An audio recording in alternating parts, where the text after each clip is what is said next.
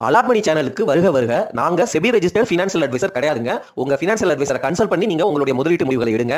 உங்களுடைய முடிவுகளுக்கு நீங்கள் மட்டுமே பொறுப்பு. இது ஒரு எஜுகேஷனல் பர்பஸ்க்காக போடப்படுகின்ற வீடியோ நண்பர்களே. இந்த சேனலோட வீடியோவை இப்பதான் பாக்குறீங்கன்னா டிஸ்கிரிப்ஷன்ல சேனலுக்கு புதியவரா அப்படின்னு ஒரு வீடியோ லிங்க் கொடுத்திருக்கிற நண்பர்களே. அந்த வீடியோவை கட்டாயம் பார்க்கவும். அது முக்கியமான வீடியோ. அதே வீடியோ நம்மளுடைய சேனலின் ஹோம் பேஜ்ல இருக்குது. தயவு செஞ்சு இந்த சேனலுக்கு சப்ஸ்கிரைப் பண்ணுங்க, கமெண்ட் பண்ணுங்க, லைக் பண்ணுங்க. நன்றி. நம்ம சேனலில் தொடர்ந்து கான்ட்ரா இன்வெஸ்டிங் கற்றுக்கங்க அப்படின்னு பேசிகிட்டு இருக்கிறோம். அதாவது விலை ஏறினதை துரத்தாமல் விலை இறங்கி யாரும் விரும்பாத ஒரு அசட்டு அல்லது ஸ்டாக்குகளை அவங்களுடைய குவாலிட்டியை எவாலுவேட் பண்ணிவிட்டு கரண்ட் ப்ரைஸில் இந்த பங்குக்கு சரியான விலை தானா இது அப்படிங்கிறத உறுதி செஞ்சுட்டு அந்த பங்குகளில் நம்மளுடைய ஃபினான்சியல் ரிஸ்க் அப்படைட்டுக்கு ஏற்ற மாதிரி நம்மளுடைய போர்ட்ஃபோலியோ பில்டிங்கில் எந்த அளவுக்கு சைசிங் அலோகேஷன் கொடுக்கலாம் அப்படின்னு முடிவு பண்ணி நம்ம தொடர்ந்து இந்த நம்மளுடைய போர்ட்ஃபோலியோவை மானிட்டர் பண்ணி மார்க்கெட் டைனமிக்ஸுக்கு ஏற்ற மாதிரி நம்ம போர்ட்ஃபோலியோவை ரீபேலன்ஸ் பண்ணணும். ஆனால் ஸ்விங் ட்ரேடிங் பண்ணக்கூடாது. நீண்டகால முதலீட்டுக்கு தான் நம்ம போர்ட்ஃபோலியோவை பில்டு பண்ணுறோம். ஃபண்டமெண்டலாக ஷிஃப்ட் பண்ணும் பொழுது, அதாவது ஃபண்டமெண்டலாக ஷிஃப்ட் இருக்கும் பொழுது அந்த பங்குகளில் அசட்டில் நம்ம அதில் இருந்து நம்ம ரிஸ்க்கை குறைக்கணும். அதே சமயம் அதிக வேல்யூவில் ஒரு பங்கு அல்லது ஒரு அசட் கிளாஸ் ரொம்ப ஏறிடுச்சு அப்படின்னா அதில் ஒரு குறிப்பிட்ட அளவு லாபத்தை பதிவு செஞ்சு வேறு அசட் கிளாஸுக்கு மூவ் பண்ணணும். இந்த மாதிரி ஸ்ட்ராட்டஜிஸை தான் நம்ம தொடர்ந்து பேசிக்கிட்டே வர்றோம். நண்பர்களே, ஒரு முக்கியமான பாயிண்ட்டு, எக்கானமி அப்படின்னு வந்தால் பூம் அண்ட் பர்ஸ்ட் சைக்கிள் அப்படின்னு பேசுகிறோம். அதாவது எக்கானமி அப்படிங்கிறது மேலே பயங்கரமாக ஏறிட்டு அதுக்கப்புறம் கீழே வந்து மறுபடியும் மேலே ஏறும் அப்படிங்கிற மாதிரி பேசுவாங்க. அதுலேயுமே வேறு ஸ்டேஜஸ் இருக்குது. இந்த எக்கானமிக் சைக்கிள்லையுமே ரெக்கவரி சைக்கிள் அப்படின்னு சொல்லுவாங்க. அதன் பிறகு எக்கானமி எக்ஸ்பேன்ஷன் மோடில் போகிறது. இந்த எக்ஸ்பேன்ஷன் மோடில் தான் ரியல் புல் ரேலியே வரும். அதன் பிறகு ரெசஷன் வந்துடும்.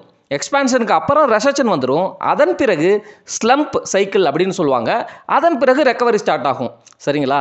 இப்போது நம்ம சுற்றி நடக்கிற இந்த ஸ்டாக்கினுடைய விலையேற்றம் எந்த செக்டர் எப்படி பண்ணுது அப்படின்னு பார்க்கும் பொழுது, உதாரணமாக ஆட்டோமொபைல் செக்டர்லாம் நல்லா பண்ணுச்சு. இப்போ பேங்கிங்கெல்லாம் கொஞ்சம் நல்லா பண்ணுற மாதிரி இருக்குது.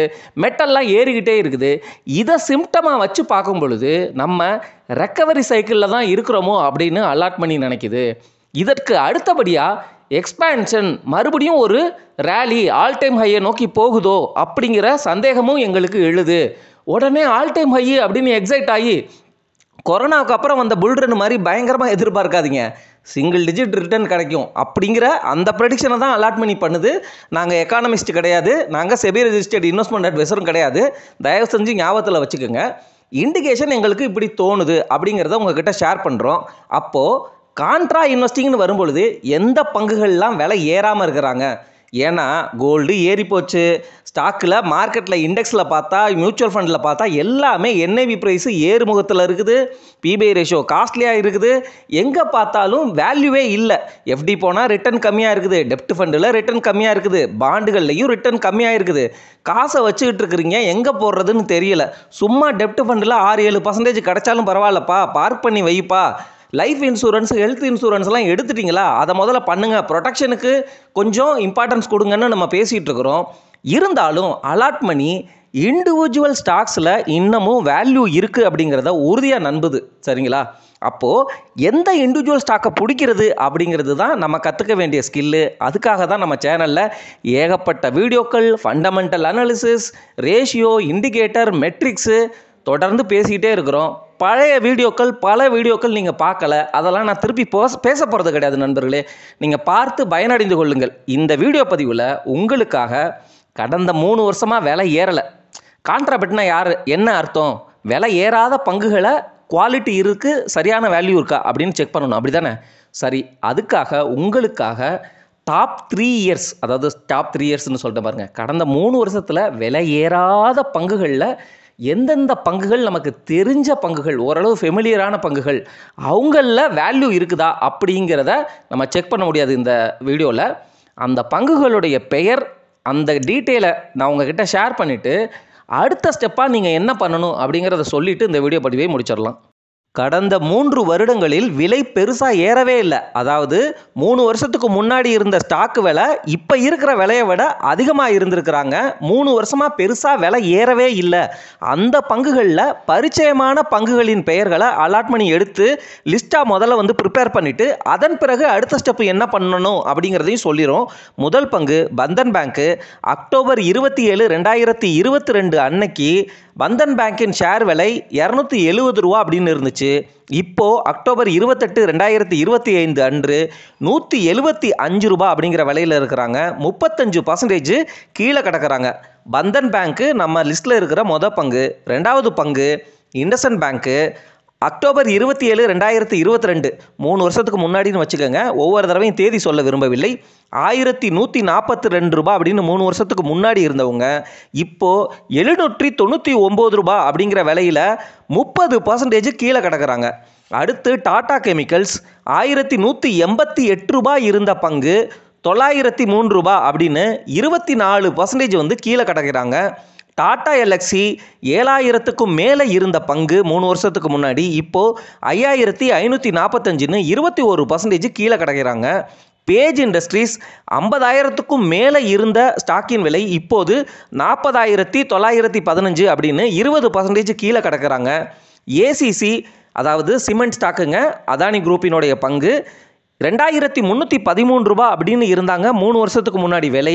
இப்போதைக்கு 1860 ரூபா அப்படின்னு 20% கிட்ட 19.55% ஏசிசி 3 வருஷமாக கீழே இருக்கிறாங்க அப்படிங்கிறது தான் பாயிண்ட்டு.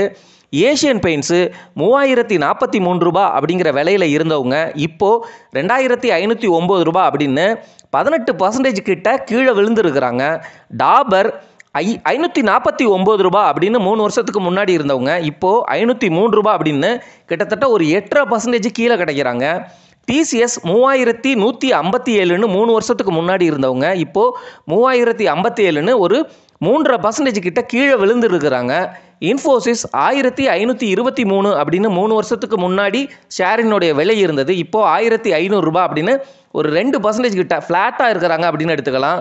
அவென்யூ சூப்பர் மார்ட்ஸும் ஃப்ளாட்டாக தான் இருக்கிறாங்க. 4271 ரூபா 3 வருஷத்துக்கு முன்னாடி உள்ள விலை இப்போதைக்கு 4220 ரூபா 1%. நண்பர்களே, ஃப்ளாட்டாக இருக்கிறாங்க அப்படின்னா விலை குறையலன்னு நீங்கள் எடுத்துக்கக்கூடாது. 3 வருஷம் ஆப்பர்ச்சுனிட்டி காஸ்ட் போயிடுச்சு அப்படிங்கிறது பாயிண்ட்டு. ஆனால் அவென்யூ சூப்பர் மார்ட்ஸுக்கு விலை வேல்யூவேஷன் அப்படின்னு பார்க்கும்போது அவங்க எப்பொழுதுமே 100 PB ரேஷியோவில் இருப்பாங்க. இப்போ இருக்கிற விலை கூட 100 PB ரேஷியோவில் தான் இருப்பாங்க. அப்போ போய் 3 வருஷம் 10% டைம் கரெக்ஷனில் கொடுத்துருச்சு, அதனால் விலை சீப்பு அப்படின்னு பிடிச்சிங்கன்னா அங்கேயும் நீங்கள் ரிஸ்க் எடுக்கிறீங்க. ஹோலிஸ்டிக்காக அனலைஸ் பண்ணுங்கள். எல்லா ஆங்கிளையும் புரிஞ்சுட்டு நம்ம வீடியோக்களை பார்த்துட்டு உங்களுக்கு நல்ல கிளாரிட்டி கிடைக்கும். அதன் அடிப்படையில் நீங்கள் கொஞ்சம் பெட்டராக டெசிஷன் எடுக்க முடியுங்கிறத சொல்லிட்டு லாஸ்ட் பங்காக ஹிந்துஸ்தான் யூனிலிவர் 3 வருஷத்துக்கு முன்னாடி 2519 ரூபாயில் இருந்தவங்க இப்போது 2497, கிட்டத்தட்ட 4-5 வருஷமாக பெருசாக ஏறவே இல்லை ஹிந்துஸ்தான் யூனிலிவர். அப்போது விலை முன்னாடியே காஸ்ட்லியாக இருக்குது. பாருங்கள், பிபை ரேஷியோவில் விலை வேல்யூவேஷன் அதிகமாக இருக்கிற பங்குகளை பிடிச்சா விலை வேல்யூவேஷன் ரெண்டும் டிஃப்ரெண்ட்டு. விலைங்கிறது 100 ரூபாய்க்கு கீழே இருக்கிறதுனால அது கம்மியான பங்குன்னு கிடையாது. வேல்யூவேஷன் தான் அந்த விலைக்கு அந்த கம்பெனியோடைய கரண்ட் பொசிஷன் சரியாக இருக்குதா அப்படின்னு பார்க்குறது தான் வேல்யூவேஷன். ஒரு கத்திரிக்காய் இன்றைக்கி மார்க்கெட் கிளைமேட்டுக்கு 100 ரூபா சொன்னால் 1 கிலோ நீங்கள் போய் வாங்குவீங்களா? வாங்க மாட்டீங்க. ஏன்னா விளைச்சல் ஜாஸ்தியாக இருக்குது அப்படிங்கிற சமயத்தில் கத்திரிக்காயினோட விலை கம்மியாக தானே இருக்கணும். அந்த மாதிரி தான் ஸ்டாக் மார்க்கெட்டில் நீங்கள் பார்க்கணும் நண்பர்களே. வேல்யூவேஷனுங்கிறது சரியான விலை கொடுத்து தான் அந்த சரியான ஸ்டாக்கை வாங்குறோமா அப்படிங்கிறது தான் நீங்கள் புரிஞ்சிக்க வேண்டிய உண்மை. இதெல்லாம் தான் கான்ட்ராபேட்டில் நம்ம பரிச்சயமான பங்குகள் அப்படின்னு நினைக்கிற பங்குகள். பந்தன் பேங்க்கு 3 வருஷமாக விலை உடஞ்சிருந்தாலும் ப்ரைஸ் டு புக்கு 1.15 அப்படின்னு ஃபேர் ப்ரைஸுக்கு கொஞ்சம் அதிகமாக தான் இருக்கிறாங்க. இண்டஸ்இண்ட் பேங்க்கு ப்ரைஸ் டு புக்கு 0.96, அப்போ ஃபேர் ப்ரைஸுக்கு கொஞ்சம் கம்மியாக கிடைக்கிறாங்க. அப்போ ஃபேர் ப்ரைஸில் இருக்கிறாங்கன்னா ஓரளவு வேல்யூவேஷன் ஜோனில் இருக்கிறாங்க அப்படிங்கிறது தான் அர்த்தம். அப்போ இந்த பங்கில் என்ன நடக்குது, இந்த பேங்க்கில் என்ன நடக்குது, இவங்களை நம்பலாமா, இந்த மேனேஜ்மெண்ட்டை நம்பலாமா, இவங்க ஃப்யூச்சரில் growth கொடுக்க வாய்ப்பு இருக்குதா, இந்த மாதிரிலாம் நீங்கள் அடுத்த அனாலிசிஸ் பண்ணணும். இப்போது பேங்கினுடைய பங்குகள் 3 வருஷத்துக்கு முன்னாடி விலை இருந்ததை விட இப்போ கம்மியாக கிடைக்கிறாங்க. இருந்தாலும் ஏன் ப்ரைஸ் டு புக் இன்னமும் அதிகமாக இருக்குது அப்படிங்கிற கேள்வியை கேட்கும் பொழுது அவங்களுடைய பெர்ஃபார்மன்ஸ் சரியில்லை. அதனால் புக் வேல்யூ கீழே குறைஞ்சிருக்குது. அவங்க லாஸ் பண்ணியிருக்கிறாங்க. அதனால் 3 வருஷத்துக்கு முன்னாடி இருந்த அந்த மார்க்கெட் சென்டிமெண்ட் ப்ளஸ் அப்போ இருந்த growth, அப்போ இருந்த புக் வேல்யூ, அதன் அடிப்படையில் மார்க்கெட் அன்னைக்கு காலகட்டத்தில் அந்த வேல்யூவை கொடுத்துருக்குது. இப்போது பெர்ஃபார்மன்ஸ் சரியில்லை, ஆப்வியஸாக புக் வேல்யூ குறைஞ்சிருக்கும், மார்க்கெட் சென்டிமெண்ட்டில் பாசிட்டிவிட்டியும் குறைஞ்சிருக்கும். இப்போ இருக்கிற கரண்ட் புக் வேல்யூக்கு ஏற்ற மாதிரி இவங்களுடைய சென்டிமெண்ட்டுக்கு ஏற்ற மாதிரி ப்ரைஸ் டு புக்கு அட்ஜஸ்ட் ஆகுது. இதுதான் வந்து மார்க்கெட்டில் நடக்கும். அதனால் விலை குறைஞ்சதுனால இது எல்லாமே வந்து குவாலிட்டி ப்ளஸ் வேல்யூவில் இருக்கிறாங்க அப்படின்லாம் எடுத்துக்க முடியாது. நிறைய ஆங்கிள் இருக்குது நண்பர்களே. இது எல்லாத்தையும் புரிஞ்சுட்டு ஹோலிஸ்டிக்காக தான் நீங்கள் பிடிக்க ட்ரை பண்ணணும். டாடா கெமிக்கல்ஸ் 54.6 பிபிஐ ரேஷியோவில் இருந்தாலும் கெமிக்கலுங்கிறது சைக்கிளிக்கல் செக்டர். இவங்களுடைய இபிஎஸ் பேட்டர்னை போய் பாருங்கள்.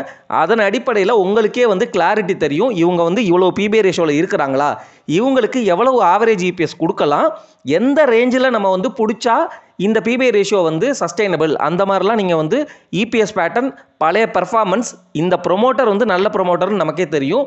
கெமிக்கல் ஆனால் சைக்கிளிக்கல் செக்டர். முடிஞ்ச அளவு கெமிக்கலில் என்ன நடக்குது, செக்டரில் என்ன நடக்குது, எது பாட்டம் ஜோனு அப்படிங்கிறத கெமிக்கல் இண்டஸ்ட்ரியை புரிஞ்சுக்கிட்டு ப்ரெடிக்ட் பண்ணிங்கன்னா கரெக்டாக சைக்கிளில் பாட்டமில் என்ட்ராகும் பொழுது ஒரு நல்ல வேல்யூவேஷன் கிடைக்கும். டாடா எல்எக்ஸி 5545 பயங்கரமாக விலை உடஞ்சிருக்காங்கன்னு பேசினாலும் 51 பிபிஐ ரேஷியோவில் இருக்கிறாங்க. இன்னமும் காஸ்ட்லியாக இருக்கிறாங்க. ஏன்னா 3 வருஷத்துக்கு முன்னாடி இருந்தே இன்னும் அதிகமாக ஏறி இருக்கிறாங்கன்னு அர்த்தம். அதாவது ஷேரினுடைய விலை பல மடங்கு ஏறிடுச்சு கடந்த 5 வருஷம் 6 வருஷத்தில். கடந்த 3 வருஷம் டேட்டாவை நம்ம பார்க்கும்போது உடஞ்சிருக்கிற மாதிரி தெரியுது. அதுக்கு முன்னாடி இருந்தே பயங்கரமாக ஏறி இருக்குது அப்படிங்கிறது தான் நம்ம புரிஞ்சுக்க வேண்டிய விஷயம். பேஜ் இண்டஸ்ட்ரீஸ் எப்பொழுதுமே காஸ்ட்லியாக இருக்கிற ஒரு ஷேரு. இந்த ஷேரினுடைய கரண்ட் வேல்யூவேஷன் கிட்டத்தட்ட 60 பிபிஐ ரேஷியோவில் இருக்கிறாங்க. என்ன தான் நம்ம க்ரோத் ஸ்ட்ராட்டஜின்னு பேசினாலும் 60 பிபிஐ ரேஷியோலாம் அலாட் பண்ணி பிடிக்காது நண்பர்களே. வாய்ப்பு வர்ற வரைக்கும் கொக்கு மாதிரி தான் காத்திருக்கும். என்னைக்கு வந்து நெஸ்லே இந்தியா வந்து அந்த மேகி இஷ்யூ வந்து உடஞ்சி கீழே வந்தாங்க பார்த்தீங்களா, அப்போவுமே ஒரு 30-35 பிபிஐ ரேஷியோ தான் வந்திருப்பாங்க. அந்த மாதிரி ஒரு டைமுக்காக ஆப்பர்ச்சுனிட்டி ஃபண்டை போட்டுட்டு வெயிட் பண்ணணும். ப்ளஸ் இந்த பிஸ்னஸ் மாடல் உங்களுக்கு புரியுதான்னு பாருங்கள். பேஜ் இண்டஸ்ட்ரீஸுக்கு அவங்களுடைய ஓன் ப்ராடக்டா அல்லது ராயல்ட்டி இன்னொருத்தருடைய டிசைனை எடுத்து இவங்க மேனுஃபேக்சர் பண்ணி கொடுக்குறாங்களா, அந்த டிசைனுடைய ராயல்ட்டி இவங்களுக்கு கொடுக்காம வேற யாருக்காவது போயிடுச்சுன்னா இவங்களுக்கு ஏதாவது ரிஸ்க் இருக்குதா? ஏன்னா 25 வருஷமாக இந்த மாதிரி ரிஸ்க் நடந்திருக்காது. திடுக்குன்னு நம்ம ஸ்டாக்கை வாங்கி வைப்போம், அப்போ தான் அந்த மாதிரி ரிஸ்க் ஈவெண்ட்லாம் நடக்கும். அதுக்காக பிஸ்னஸ் மாடலையும் கரெக்டாக புரிஞ்சுக்கோங்க. ஏசிசி நம்மளுடைய ஸ்கேம் 1996 ஹர்ஷத் மேஷா டைம்லேயே வந்து இந்த ஷேரெல்லாம் பயங்கரமாக ஏற்றுனாங்க. அதுக்காக வந்து இந்த கம்பெனி நல்ல சிமெண்ட் கம்பெனி இல்லைன்னா அர்த்தம் கிடையாது. கொஞ்சம் பழைய கம்பெனி இப்போ அதானி குரூப்புக்குள்ளே இருக்குது. ஏன் இந்த பங்கினுடைய விலை இவ்வளவு பாட்டம்லேயே கிடக்கு அப்படிங்கிறத நீங்கள் அனலைஸ் பண்ணணும். அதானி குரூப் அப்படிங்கிறதுனாலயா, அல்லது இவங்க சிமெண்ட்டை வந்து கம்மியான விலைக்கு ப்ரொக்யூர் பண்ணி அதானி என்டர்பிரைசஸ் அந்த இன்ஃப்ராஸ்ட்ரக்சருக்கு தேவையான சிமெண்ட்டை இவங்க கம்மியான விலையில் வாங்குறதுனால இவங்களுக்கு லாபம் அதிகரிக்காது அப்படின்னு மார்க்கெட் நினைக்குதா? இந்த மாதிரி அனாலிசிஸ்குள்ளே போகணும். ஆனால் பாட்டம் லெவல் அனாலிசிஸில், குவான்டிடேட்டிவ் அனாலிசிஸில் ஓரளவு நல்ல வேல்யூவேஷன் ஜோனில் தான் இருக்கிறாங்க ஏசிசி. ஆனால் ப்ரொமோட்டர் கடன் வந்து நிறையா இருக்கிற நிறுவனம். ஒருவேளை ஆட்சி மாறுனா வேறு பார்ட்டி வந்து நம்ம சென்ட்ரல் கவர்மெண்ட் ஆண்டா இந்த பங்குகள்லாம் சைனா வாங்கலாம் அப்படிங்கிறது நமக்கு தெரியலை. அடுத்த பங்கு டாபர் இந்தியா. எஃப்எம்சிஜி செக்டரில் உள்ள பங்குகள் எப்பொழுதுமே காஸ்ட்லியாக தான் இருப்பாங்க. இவங்க பெருசாக ஏறவே இல்லை, விலை கன்சாலிடேட் ஆகிட்டே இருக்கிறாங்க. அப்போது இவங்களுடைய historical PPI ratio, EPS pattern பார்த்துட்டு க்ரோத் ஸ்ட்ராட்டஜியில் இந்த பங்குகளை பிடிக்கலாமா அப்படிங்கிறது தான் நீங்கள் புரிஞ்சுக்க வேண்டிய ஒரு விஷயம். டிசிஎஸ் நம்ம தொடர்ந்து பேசியாச்சு, பழைய வீடியோக்களை பாருங்கள். கான்ட்ராபெட்டு டிசிஎஸ்க்கு கான்ட்ராபெட்டுனா 10 வருஷத்துக்கு தேவையில்லாத காசு பொறுமையாக கொஞ்சம் கொஞ்சமாக அக்குமுலேட் பண்ணிவிட்டு நீண்ட காலம் வெயிட் பண்ணோன்னா அதன் பிறகு ப்ராபபிலிட்டி ஆஃப் வின்னிங் ஜாஸ்தி, ரிவைவ் ஆகி வருவாங்க. ஏன்னா பழைய காலத்தில் இதே மாதிரி சூழ்நிலைகளை கடந்து ப்ரூவ் பண்ணி புதிய உச்சத்தை வந்து தொற்றுக்கிறாங்க அப்படிங்கிறது தான் நம்மளுடைய தாட் ப்ராசஸ். இன்ஃபோசிஸுக்கும் அதே கமெண்ட் பொருந்தும். 22 பிபிஐ ரேஷியோவில் இருக்கிறாங்க இன்ஃபோசிஸ். டிசிஎஸும் 22 பிபிஐ ரேஷியோவில் இருக்கிறாங்க. அவென்யூ சூப்பர் மார்க்கெட்ஸ்லாம் என்ன தான் விலை ஏர்லைனாலும் 100 பிபிஐ ரேஷியோவில் இருக்கிறாங்க, பக்கத்திலே போக முடியாது. ஹிந்துஸ்தான் யூனிலிவருக்கும் டாபருக்கு பேசின அதே ஸ்ட்ராட்டஜி தான். இபிஎஸ் பேட்டர்னை பாருங்கள். எஃப்எம்சிஜிக்கெல்லாம் எப்பொழுதுமே விலை காஸ்ட்லியாக தான் இருக்கும். விலைன்னா வேல்யூவேஷன், பிபிஐ ரேஷியோ 40, 50 இப்படி தான் மார்க்கெட் எப்போவுமே கடந்த 15 வருஷங்களாக கொடுத்துட்ருக்கு. அப்போது அவங்களோட இபிஎஸ் ஃப்ளாட்டாக இருக்குது, கீழே இருக்குது. அப்போது அந்த இபிஎஸ் ஆவரேஜ் இபிஎஸ்க்கு என்ன பிபிஐ ரேஷியோ கொடுத்து பாட்டமில் பிடிக்கலாமா? ஏன்னா டாபர், ஹிந்துஸ்தான் யூனிலிவர்லாம் செக்டோரலாக நல்லா பண்ணவே இல்லை. அந்த செக்டர் நல்லா பண்ணலை, கன்சம்ஷன் வந்து இல்லவே இல்லை. இவங்க வந்து ரொம்ப வருஷமாக கன்சாலிடேட் ஆகிட்டே இருக்கிறாங்க. அப்போது இன்னும் கொஞ்சம் டிப்பு வந்தால் தொடர்ந்து அக்குமுலேட் பண்ணலாம். ஒருவேளை ரிவைவல் வரும்போது எஃப்எம்சிஜி செக்டருக்கு நல்ல ஒரு ஸ்டேபிளான ரிட்டர்ன், ஏன்னா கேஷ் ஃப்ளோ ஸ்டெடியாக கொடுக்குற கம்பெனி. இந்த மாதிரி கம்பெனிகள் எல்லாம் ரொம்ப ஸ்லோவாக ஸ்டேபிளான கேஷ் ஃப்ளோ இருக்கும், க்ரோத்தும் ரொம்ப ஸ்லோவாக தான் இருக்கும். அப்படிங்கிறத புரிஞ்சு அந்த மாதிரி முதலீடு உங்களுக்கு ஓகேவா அப்படிங்கிறதெல்லாம் அறிஞ்சு தான் நீங்கள் முதலீட்டு முடிவு எடுக்கணும்.